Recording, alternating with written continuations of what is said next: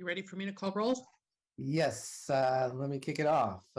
Welcome to the joint meeting for the Rules and Open Government Committee and Committee of the Whole. Tony, can you call roll, please? Innes, Cohen, Here. Davis, Perales, Here. Jones. Present. You have a quorum. Thank you. So we're going to start out with reviewing the agenda for April 5th. And we are going to start out on pages 4 and 5.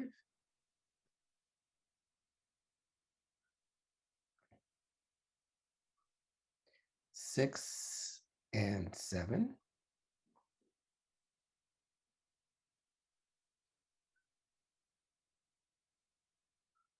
Eight and 9.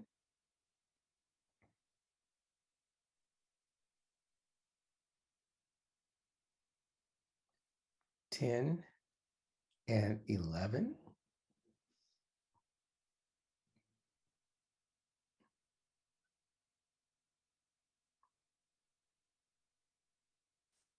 12 and 13.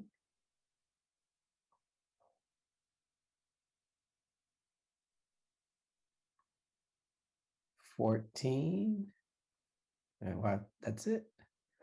And when we have a motion, can the maker of the motion include an ad sheet? And Tony, do we have any members of the public who would like to speak? Claire Beekman.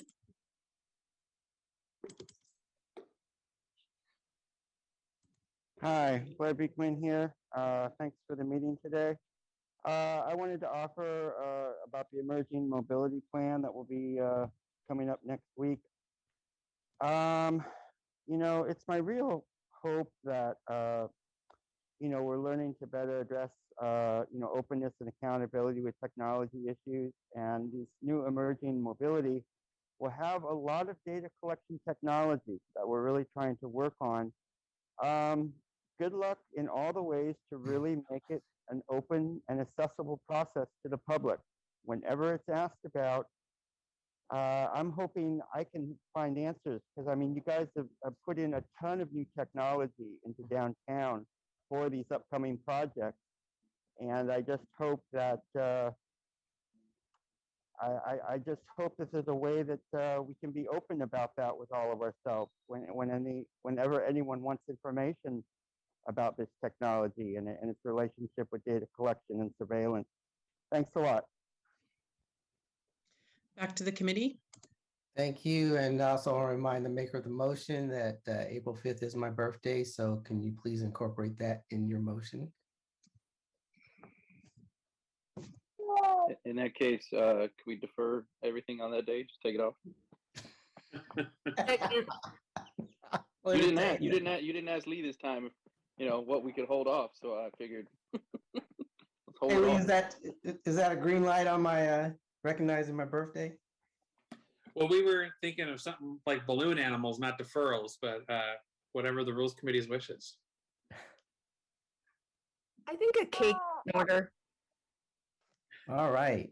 Well, if we're gonna have a cake, it sounds like we're gonna need to have a meeting. So let's go ahead and have it. We can defer another meeting, another date, Raul. All right, I'll move approval, including the ad sheet. All right. Second. All right, it's been moved and seconded. Tony? Arenas. Yes. Cohen. Aye.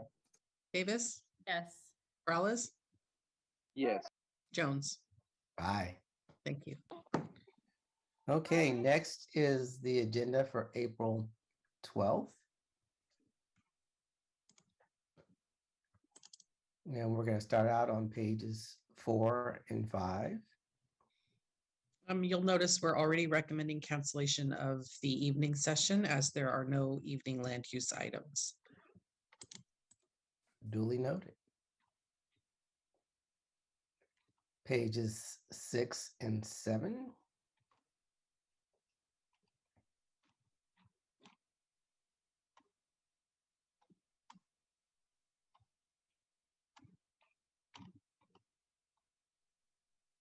Eight and 9.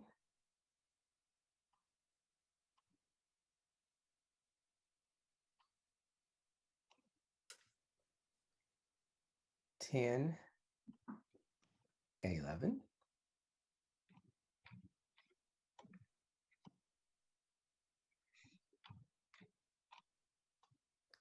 12, and 13. And that is it. And Tony, do we have any members of the public who would like to speak? Blair Beekman. Hi, thank you. Blair Beekman here. I understand one of the items we'll be talking about encampment issues.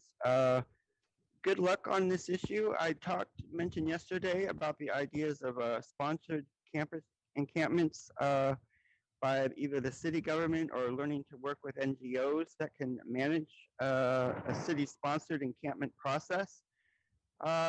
Somebody was pretty upset yesterday about the safe parking plans, but I think they offered some interesting ideas. And good luck in what you can do with that. And I think that safe parking, in not all instances, but in some, it's been a success, and it's been good examples of community working together and government working with the unhoused. So good luck in these efforts, and yeah, it's great that you're talking about it. Thank you. Back to the committee. Great. It's been moved. Can I get a second? Second. Thank you. Tony? Arenas, Yes. Cohen. Yes. Yes. Morales, Yes. Jones. Aye. Thank you. On to the consent calendar. Tony, do we have any members of the public who would like to speak on consent? Blair Beekman. Hi. Is the item about the city charter, is that on consent, if I may ask? I need to look at the agenda. Yes, it Okay. is.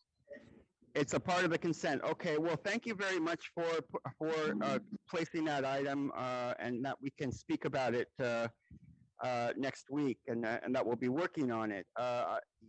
In last place, you listed several items, many items that I don't think all can be really approved, but thank you that you'll be talking over them, talking about them, and that we can come to some decisions. And I hope good luck in what we can do. You know, to have a better course for the future of surveillance and technology for the Digital Innovation Commission, basically, to have a more of a community process you're considering. Thank you. I'd like to add my 2 cents that Measure T Oversight Board, you know, over the past year, they were working really hard to really figure out how could they be develop a more community-minded process. And I think that really spoke to, you know, what, you know, the surveillance and technology ordinance ideas works towards. And all the parts that it tries to help create, including, you know, just better community participation. And I hope you can include Measure T Oversight Commission in the future of when you want to strengthen more community input for a public meeting process. Good luck in these efforts, and a thank you to the public record letter from someone. I just thought it was a nice letter and it was nice to read. Thanks a lot. Brian Darby. Thank you. I just want to ask it's not on this account, and I understand that the public camp is not part of pulling the stuff out of consent. If we look at a consent calendar like ahead of time and we find an item, we go through our council person, right? That's correct. If we're no longer in San Jose but want to take part of it, and can we just go to a council person, or do we write that, or is that sort of just for people who live in San Jose? Now you can always reach out to a council. All right. Thanks a lot. I'm done. Thank you. All right. Back to the committee. Okay. Move approval. Thank you. Can I get a second? Second. All right, it's been moved and seconded. Tony? Arenas, Yes. Cohen. Aye. Cohen, thank you. Davis, Yes. Morales, Yes. Jones. Aye. Thank you. Okay. On to open forum. I have Blair Oh. Beekman. Boy, another amazingly fast meeting. Congratulations to yourselves. Oh, and congratulations to Vice Mayor Jones. You have a nice date for a birthday, and so happy birthday to you. For myself, a few things I wanted to bring up. With COVID issues, you know, you're going to be upcoming issues about the future of mask use in San Jose. Aren't there issues going on in China right now and in Hong Kong, where a lot of people come to the US from?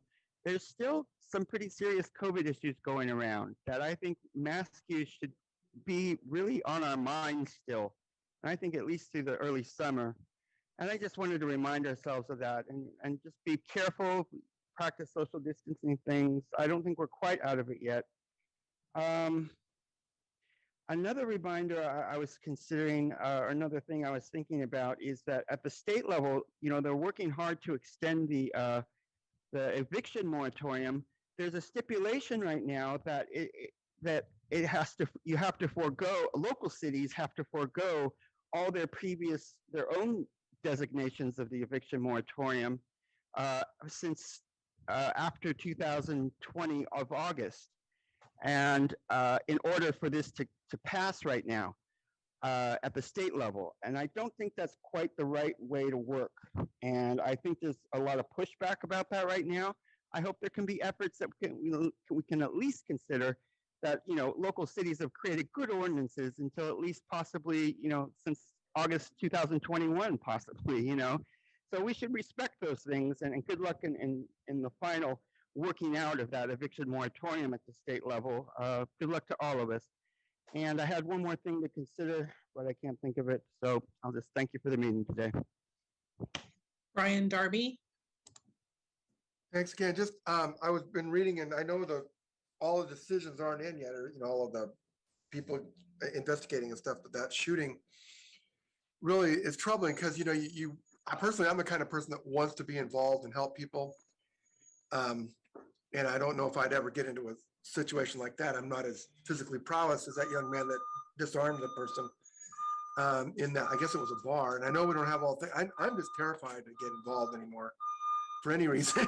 You could wind up getting shot or arrested or charged with a crime or something. And it really dampers communities, people who are terrified because, you know, the legal ramifications, if you do anything wrong, your entire savings could be wiped out for one decision to help somebody of any kind. And, you know, back when I was younger, getting involved with, you know, people appreciate it. Not anymore. I mean, I see things on the street that I want to get involved in. You know, we're told to call 911. I'm sorry, but 911 doesn't respond to those kinds of things. It's just, even trying to help somebody across the street or open the door for somebody, anything like that. You take all these implications. It's sort of silly. I understand it, and I don't think the council has any answer to it. And I hope there is a rigorous investigation because policemen have every right to defend themselves, but so did that young man to disarm for what the media reports are saying. And I know nothing is simple, but it's just dampers wanting to get involved in anything because of the potentials. Anyways, thank you. Caller 4963. Martha O'Connell. Yesterday, there was a meeting between environmental service reps, two individuals representing many mobile home park owners, and me representing the residents. We painstakingly explained that the plan to electrify buildings in San Jose will result in parks being closed and thousands of residents displaced. Unless San Jose pays park owners to overhaul their electrical infrastructure, they cannot afford it, and they will sell the parks for redevelopment. An example was provided by one of the park owner reps of a very small park in another city, 29 spaces. They were given an estimate of $1 million to upgrade the park. The owner sold the land, closed the park, and 29 families lost their homes. $1 million for a tiny park. To electrify all the parks in San Jose will cost tens of millions of dollars. The draft plan by ES, which they are now calling a, quote, framework, unquote, to calm fear and anger, will close parks, put mom and pop apartment landlords out of business, and drastically increase displacement and homelessness. Please reject this plan. Thank you. Sandra.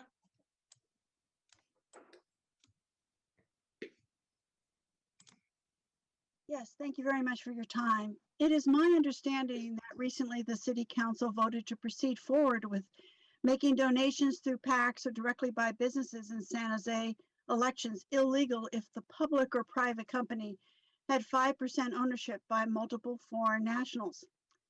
Unions may also have, and by federal law, are allowed to have foreign nationals, including student visas, undocumented, H-1 visas, etc., as members. So my question is, why are donations from unions and union PACs not being considered to be limited as well if we are limiting donations from business PACs and businesses? Thank you for your consideration. Back to the committee. All right, that is it. This meeting is adjourned. Take care, everyone.